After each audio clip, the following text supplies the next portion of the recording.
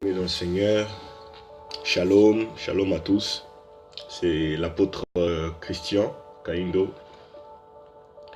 Je voulais partager avec vous un nouveau thème qui me tenait réellement à cœur. En tant que apôtre du Seigneur, c'est-à-dire envoyé du Seigneur, nous avons le devoir d'ouvrir les yeux aux hommes, ouvrir vos yeux afin de vous montrer la réalité des choses. Bien-aimés, il y a des choses que la religion a déformées. Il y a des choses qui ne sont pas écrites dans la Bible, mais malheureusement, la tradition a introduit certaines choses dans l'Église. Alléluia. Alors, nous tenterons ensemble de voir parmi ces choses que la tradition a introduites dans l'Église, nous tentons de voir ces choses. Nous verrons quelques points très importants et qui détruisent la vie spirituelle de beaucoup de gens. Alors, nous allons prendre rapidement un texte.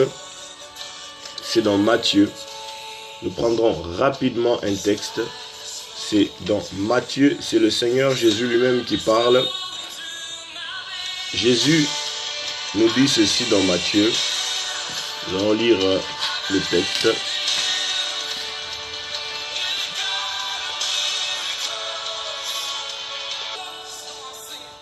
Nous allons prendre Matthieu chapitre 15, le verset 3. Matthieu chapitre 15, verset 3 dit, c'est Jésus qui parle, bien entendu. Jésus dit aux pharisiens, il leur répondit, et vous, pourquoi transgressez-vous les commandements de Dieu au profit de votre tradition? Là, c'est Jésus qui parle. Pourquoi transgressez-vous les commandements de Dieu au profit de votre tradition? Matthieu chapitre 15. Matthieu chapitre 15.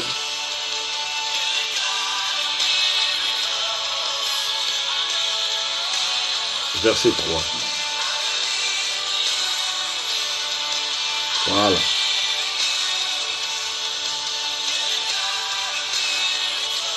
Et vous, pourquoi transgressez-vous les commandements de Dieu au profit de votre tradition? Et au verset 6, il est dit, au verset 6, il est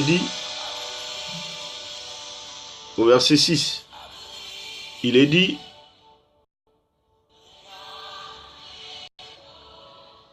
vous annulez ainsi la parole de Dieu au profit de votre tradition. Vous annulez ainsi la parole de Dieu au profit de votre tradition. Bien-aimés, Jésus-Christ a dit aux pharisiens que vous transgressez la parole de Dieu au profit de votre tradition, au profit des choses que vous avez introduites dans l'Église et qui ne se trouvent nulle part dans les Saintes Écritures. Alléluia, bien-aimés. Alléluia, bien-aimés dans le Seigneur. Bien-aimés, lorsque nous lisons Hébreux,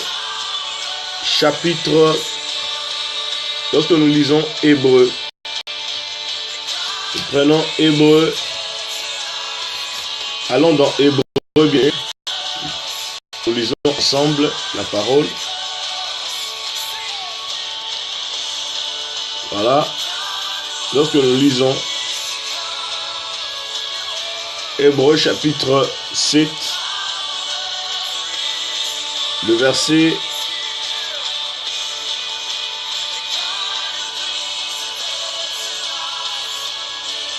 22.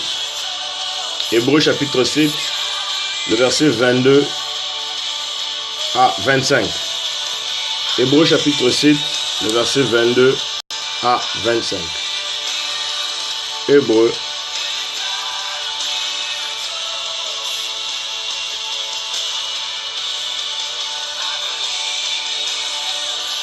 Voilà. 22 à 25. Il est dit: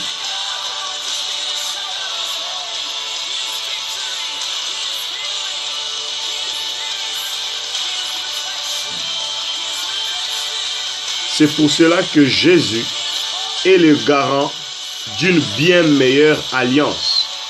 De plus, il y a eu des prêtres lévitiques en assez grand nombre, parce que la mort les empêchait de rester en fonction.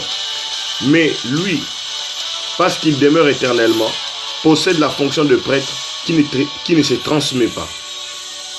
Par conséquent, il peut aussi sauver parfaitement ceux qui s'approchent. C'est un verset magnifique. Il peut sauver. Il peut sauver parfaitement. Par conséquent, il peut sauver parfaitement ceux qui s'approchent de Dieu à travers lui, puisqu'il est toujours vivant pour intercéder en leur faveur. Le verset 25 nous dit que Jésus peut nous sauver parfaitement et seul au travers de lui que nous pouvons avoir le salut, puisqu'il est toujours vivant et il intercède pour nous. Bien-aimés, lisez bien ce verset. Il dit: il peut aussi sauver parfaitement ceux qui s'approchent de Dieu à travers lui. Donc seul Jésus peut nous sauver parfaitement. Ceux qui veulent s'approcher de Dieu, ceux qui veulent connaître Dieu, ceux qui veulent obtenir de Dieu le salut, ils n'ont pas besoin de passer ailleurs, ou par quelqu'un d'autre, ou par les saints, ou par les anges, ou par Marie. Ils n'ont pas besoin de passer par lui. Et par eux plutôt. Ils n'ont pas besoin de passer par Marie, ils n'ont pas besoin de passer par les anges, ils n'ont pas besoin de passer par les saints, ou Saint Grégoire, Saint Philippe, je ne sais pas de quoi. Ils n'ont pas besoin de passer par ces gens-là. Car il est dit ceci au verset 25. Il est dit: par conséquent, il peut aussi sauver parfaitement ceux qui s'approchent de Dieu à travers lui, puisqu'il est toujours vivant pour intercéder en leur faveur. Donc, nous voyons que Jésus seul peut nous sauver parfaitement, étant lui-même la divinité. Marie n'est pas plus excellente que Jésus. Elle n'est pas plus excellente que Jésus. La Bible dit que c'est Jésus qui nous sauve parfaitement. Ceux qui désirent s'approcher de Dieu par Jésus-Christ, Jésus le sauve parfaitement et il intercède pour eux. Alléluia, bien-aimés. Jésus seul nous sauve parfaitement. Tu n'as pas besoin de passer par Marie. Tu n'as pas besoin de passer par les saints. La Bible dit qu'il est le garant. Au verset 20, au verset 22, la Bible dit que Jésus est le garant de cette nouvelle alliance. Il est le garant, c'est-à-dire celui qui préside la nouvelle alliance, celui qui dirige la nouvelle alliance, celui qui est à la tête de cette nouvelle alliance. Et on dit que celui qui s'approche de Jésus, celui qui veut s'approcher de Dieu par Jésus, celui qui veut s'approcher de Dieu par Jésus-Christ, Jésus le sauve parfaitement. Parfaitement, parfaitement. Marie ne peut pas te sauver parfaitement. Jésus est la divinité. Jésus n'est pas Dieu. Jésus est Dieu, n'est-ce pas? Jésus porte la divinité en lui.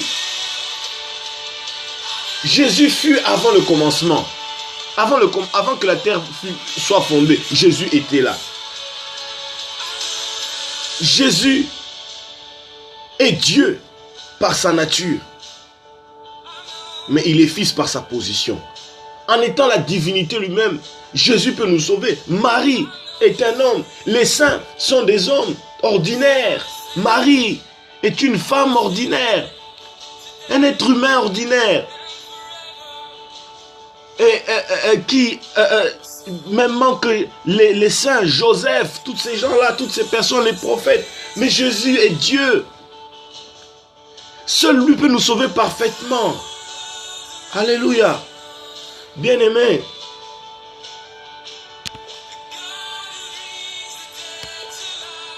regardez l'image, regardez par ces images, regardez par vous-même. Regardez ce que la tradition catholique nous a amené. Regardez Marie. Ça c'est Marie. Jésus est toujours bébé. Jésus est toujours bébé. Regardez. Jésus est toujours bébé. Marie portait Jésus, le petit Jésus. Voilà l'image que les catholiques veulent donner aux chrétiens. Jésus est toujours impuissant, un bébé. Il a toujours besoin de la protection de sa mère. Ce n'est pas biblique. Ce n'est pas biblique. Ce n'est pas biblique. Regardez ici aussi. Marie couronnée par les anges. Mais Jésus est toujours bébé. Voilà, vous voyez, Jésus toujours bébé. Mais Marie couronnée par les anges. Jésus est toujours bébé. Jésus a toujours besoin de la protection de Marie. Regardez Marie, elle, élevée en dignité. Ce n'est pas Marie bien-aimée. Celle que les catholiques ont intronisée là, ont introduit dans l'église. Ce n'est pas Marie. Et puis ce n'est pas biblique ce qu'ils font ici que Marie couronnée par les anges. Ce n'est pas biblique. Il n'y a aucun passage qui montre cela dans la Bible. Bien-aimé, je vous te dis qu'il n'y a aucun passage. Regardez, Marie. Ici encore, je ne sais pas si ça c'est une Marie indienne. Il y a combien de sortes de Marie, je ne sais pas. Regardez, on montre Marie ici en train de détruire la bête. Dans l'Apocalypse, la bête de l'Apocalypse. Ce n'est pas biblique, bien-aimé. Ce n'est pas biblique. Ce n'est pas biblique. Bien-aimé, ce n'est pas biblique. Dans aucun passage de l'Apocalypse, on voit Marie se battre contre le faux prophète ou contre l'antichrist. Ce n'est pas biblique, bien aimé. Je vous montre Apocalypse chapitre 19. Marie ne se battra jamais. Marie là, Marie est auprès de Jésus. Marie est auprès de Jésus, auprès des saints, dans le ciel comme tout le monde, avec les Paul, les gens, les Abraham. Marie est avec elle est avec eux dans la gloire. Avec eux, normalement, elle n'exerce aucun pouvoir là-bas. Apocalypse chapitre 19. Voilà. Victoire sur la bête et les faux et les prétendus prophètes. Apocalypse chapitre 19, le verset 11, on dit: ensuite j'ai vu le ciel ouvert, et voici qu'un cheval blanc apparut. Celui qui le montait s'appelait Fidèle et Véritable. Il juge et combat avec justice. Ses yeux étaient comme une flamme de feu, et il y avait de nombreuses couronnes sur sa tête. Il portait un nom écrit que personne d'autre que lui ne connaît. Il était habillé d'un vêtement trempé de sang. Son nom est la parole de Dieu. Alléluia. Son nom est la parole de Dieu. Son nom est la parole de Dieu. Alléluia. Vous lisez bien le texte là. Son nom est la parole de Dieu. C'est Jésus-Christ dont on parle ici. Les armées célestes le suivaient, montés sur des chevaux blancs et habillés d'un fin lin blanc et pur. De sa bouche sortait une épée aiguë, 2 tranchants, pour frapper les nations. Regardez bien aimés, on nous dit ceci au verset 17. Je vis un ange debout. Il cria d'une voix forte à tous les oiseaux volés qui volaient haut dans le ciel: venez, rassemblez-vous pour le grand festin de Dieu, afin de manger la chair des rois, c'est-à-dire des présidents, la chair des chefs militaires, la chair des guerriers, la chair des chevaux et de ceux qui les montaient, et la chair de tous les hommes, libres, esclaves, petits et grands. Alors j'ai vu la bête, les rois de la terre et leurs armées rassemblés pour faire la guerre à celui qui montait à cheval. Verset 19. À celui qui montait à cheval, c'est-à-dire Jésus-Christ. Au verset 12, on nous dit, ses yeux étaient comme une flamme de feu et il y avait de nombreuses couronnes sur sa tête. C'est Jésus pour montrer sa grande supériorité, sa grande royauté sur toute autorité, toute puissance. Et il est dit, il portait un nom écrit que personne d'autre que lui ne connaît. Il était habillé d'un vêtement trempé de sang pour rappeler le sacrifice expiatoire. Son nom est la parole de Dieu, c'est Jésus-Christ. Et au verset 19, on dit que la bête et les rois de la terre, ça veut dire la bête c'est le faux prophète, et les rois de la terre, leurs armées rassemblées, ça veut dire des présidents de cette époque-là qui se rallieront à l'Antichrist pour faire la guerre à celui qui montait à cheval et son armée, c'est-à-dire à Jésus-Christ. Ce n'est pas Marie. Non, ce n'est pas Marie. La bête, au verset 20, on dit, la bête fut capturée, ainsi que les prétendus prophètes qui avaient accompli devant elle des signes miraculeux pour égarer ceux qui avaient reçu la marque de la bête et adoré son image. Tous les deux furent jetés vivants dans les temps ardents de feu et de soufre. Voilà la fin du faux prophète et de l'antichrist. C'est Jésus-Christ qui vient les jeter dans les temps de feu. C'est Jésus-Christ qui vient les jeter dans les temps de feu. Car c'est l'antichrist et les faux prophètes qui vont inaugurer les temps de feu. Ça ne sera pas d'abord Satan, ça sera d'abord l'antichrist et les faux prophètes qui vont inaugurer les temps de feu. Puis lorsque vous lisez Apocalypse chapitre 20, vous verrez le diable, Satan, le dragon ancien, être enchaîné pendant 1000 ans. Et les saints régneront pendant 1000 ans avec le Christ. Ça sera une période de millénium. Les saints régneront 1000 ans avec le Christ ici sur terre. Alléluia. Alléluia. Bien-aimés, vous voyez maintenant que cette image... Vous voyez que cette image qu'on nous présente ici est une hérésie. On nous montre la prétendue reine du ciel, descendre et combattre la bête, les rois de la terre, tout ça. C'est du n'importe quoi. Ce n'est pas biblique. D'où il tire ce texte? Ça n'existe pas. L'illustration de cette image n'est pas fondée. Regardez, Marie couronnée, c'est pas Marie qui est couronnée dans les ciels, c'est Jésus qui est couronné dans les ciels. Ce n'est pas Marie qui est couronnée par les anges dans les ciels, c'est Jésus. Regardez l'image de Jésus bébé. Vous voyez cette image bien-aimée, regardez cette image. Jésus bébé. Regardez le film Passion du Christ, la Passion du Christ que Mel Gibson a faite. Ces gens-là sont très illuminés. Illuminés dans le sens où ce sont des gens qui sont dans le loge, tout ça, et ils connaissent certaines vérités.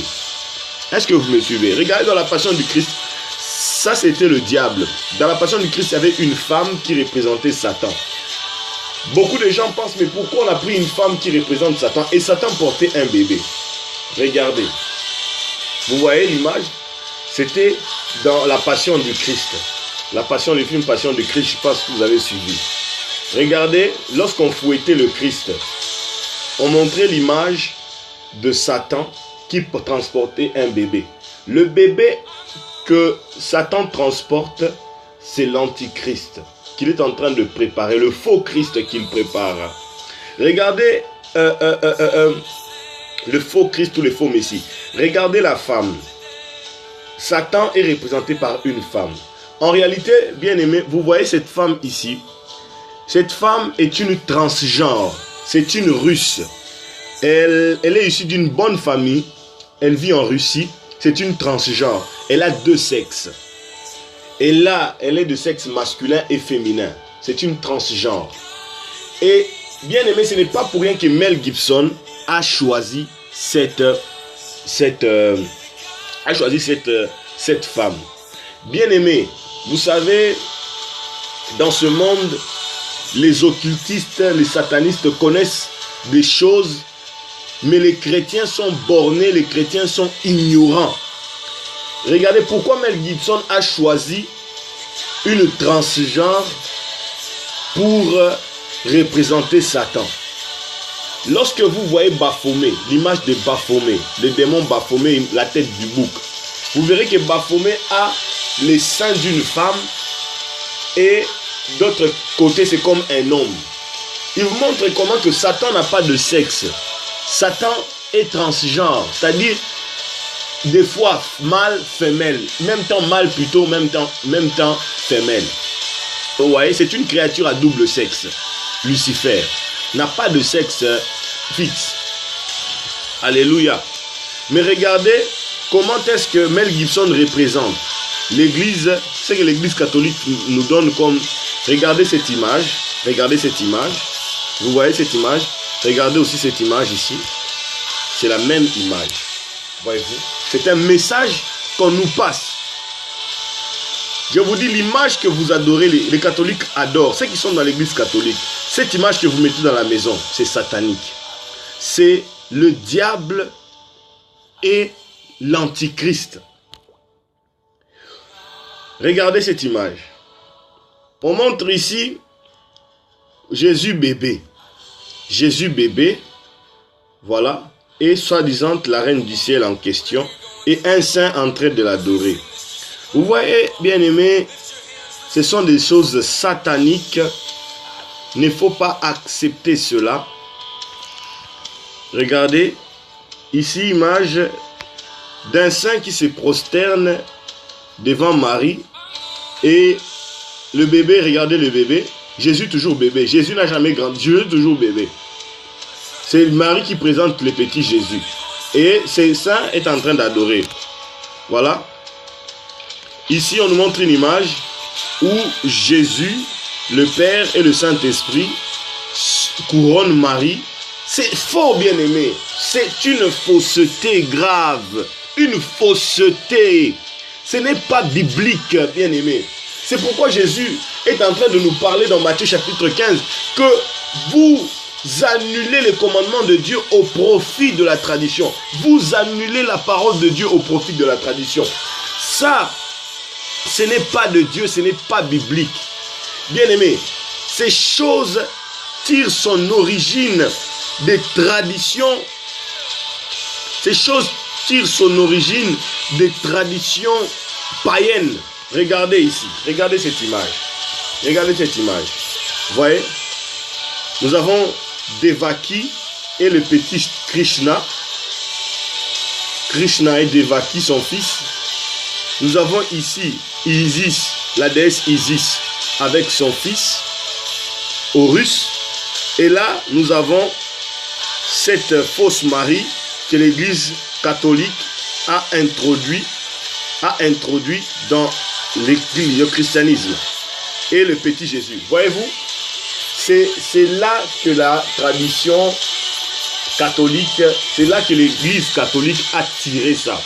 L'Église primitive n'avait jamais représenté Jésus comme ça avec Marie. Jamais, jamais. Et aucun apôtre ne pouvait imaginer qu'un jour, qu'il y aurait cette déviation. Aucun apôtre ne pouvait imaginer cela.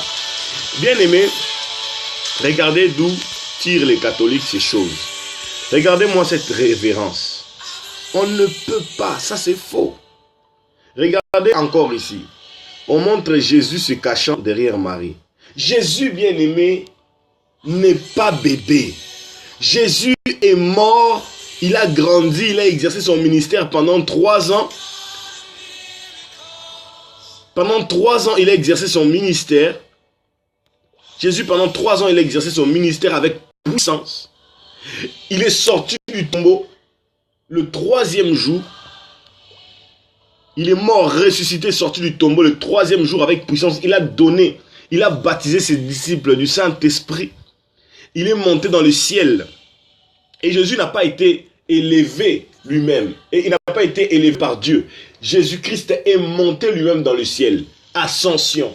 Il y a une différence entre l'assomption et l'ascension. L'assomption, c'est être élevé par Dieu dans le ciel. Ça veut dire que Dieu te prend, il t'amène dans le ciel. Les anges viennent te chercher, tu montes dans le ciel. C'est-à-dire qu'ils te prennent par leurs mains, ils t'amènent. Comme Élie, on l'avait amené dans le ciel. Nous avons encore un autre Enoch, on l'avait amené dans le ciel. Ok. Mais seul Jésus-Christ a connu l'ascension. Ascension qui veut dire lui-même s'élève, lui-même monte par sa puissance.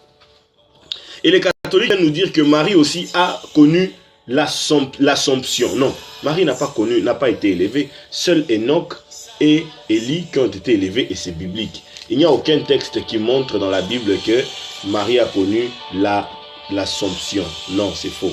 Seul Enoch et Élie ont connu l'Assomption. Et Jésus a connu l'ascension, c'est-à-dire qu'il est élevé lui-même. Lui-même est monté dans les ciels. Lui-même est monté dans les ciels. Et le Jésus que nous connaissons, c'est ce Jésus ici. Jésus est roi des rois, Seigneur des seigneurs.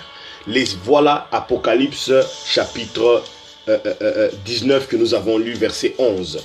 Voilà l'image de Jésus. Jésus, roi de la terre. Jésus, roi des rois, Seigneur des seigneurs. Voilà, il est accompagné d'une armée grande. Jésus n'a pas besoin de protection d'une mère. Il est Dieu. Il n'a pas besoin de la protection d'une mère. Marie n'a pas à nous présenter Jésus. Marie n'a pas à nous présenter, cette fausse Marie n'a pas à nous présenter Jésus. Je vais vous lire un autre texte. Je vous lirai un autre texte, bien-aimé. Nous avons un autre texte, c'est dans Jean.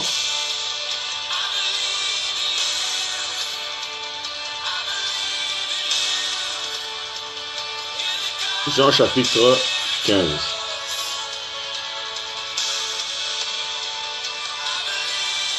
Jean chapitre 15.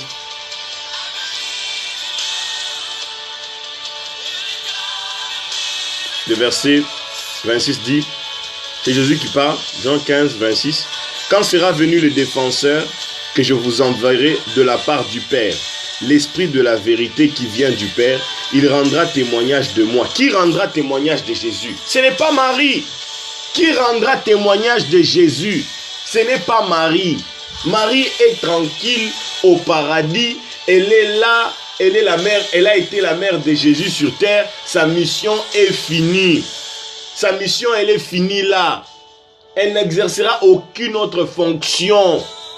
Elle attend aussi la résurrection de mort. Elle attend la résurrection des morts, comme l'apôtre Paul, comme Jean, comme les prophètes. Elle attend la résurrection de mort. Marie n'a aucune fonction à faire. Elle est là, elle est dans la gloire avec les autres saints. Qui va nous témoigner de Jésus? La Bible dit, Jésus dit, quand sera venu le défenseur que je vous enverrai de la part du Père, l'Esprit de la vérité. Notre défenseur, c'est le Saint-Esprit. L'Esprit de la vérité qui vient du Père. Il rendra témoignage de moi. Ce n'est pas Marie qui rendra témoignage de Jésus. C'est le Saint-Esprit. Et vous aussi, vous rendez témoignage. Parce que vous êtes avec moi depuis le début. Là, il dit à ceux qui sont vivants, vous aussi vous rendrez témoignage. Là, il parlait d'abord à ses disciples qui étaient vivants. Et il dit, le Saint-Esprit viendra sur vous, il rendra témoignage de moi, et vous aussi vous témoignerez de moi. Pour ceux qui sont encore vivants, il parlait à ses apôtres. Ceux qui ont le droit de rendre témoignage de Jésus, c'est ceux qui sont vivants et le Saint-Esprit lui-même par excellence. Regardez bien aimés. Le verset Jean chapitre 16 nous dit, Jésus qui parle encore. C'est Jésus qui parle. J'ai encore beaucoup de choses à vous dire, mais vous ne pouvez pas le supporter maintenant. Il dit au verset 13, quand le défenseur sera venu, l'Esprit de la vérité, il vous conduira dans toute la vérité. Seul le Saint-Esprit a toute la vérité parce qu'il est Dieu. Car il ne parlera pas de lui-même, mais il dira tout ce qu'il aura entendu et vous annoncera les choses à venir. Il révélera ma gloire parce qu'il prendra ce qui est à moi et vous l'annoncera. C'est le Saint-Esprit qui nous révèle la gloire et qui nous annonce la gloire de Christ. Le Saint-Esprit, pas Marie. Le Saint-Esprit, il prendra ce qui est à moi et vous l'annoncera. Tout ce que le Père possède est aussi à moi. Voilà pourquoi j'ai dit qu'il prend de ce qui est à moi et qu'il vous annoncera. C'est le Saint-Esprit. Il dit, tout ce que le Père possède est aussi à moi. Voilà pourquoi je dis qu'il prend de ce qui est à moi et vous l'annoncera. Qui? Le Saint-Esprit, pas Marie. Voilà maintenant les ruses du diable. Le diable exclut le Saint-Esprit de sa fonction et place Marie à la place du Saint-Esprit. Vous voyez le rôle que joue le Saint-Esprit, c'est ce que l'Église catholique commence à attribuer à Marie, cette reine du ciel. bien aimé, la Marie là qu'on vous présente dans l'église catholique, ce n'est pas la vraie Marie. C'est la déesse, c'est une divinité païenne. C'est une envoyée de Satan. C'est une envoyée de Satan. Ce n'est pas Marie de la Bible. Marie de la Bible est dans la félicité. Vous voyez, c'est démoniaque. C'est démoniaque, bien aimé. C'est démoniaque. C'est démoniaque. Regardez, on fait asseoir Marie sur un trône et toujours Jésus est petit. Jésus n'est pas petit. Regardez. C'est satanique, bien aimé. Satanique. Arrêtez de faire le culte de Marie. Arrêtez. Arrêtez de faire ça. Bien aimé, c'est satanique. Arrêtez. Regardez. C'est un peu ce que je voulais partager avec vous aujourd'hui. Soyez prudents. Ne tombez pas dans le piège du diable. Soyez vraiment prudents. Et que la paix soit sur vous. Que Dieu vous bénisse abondamment.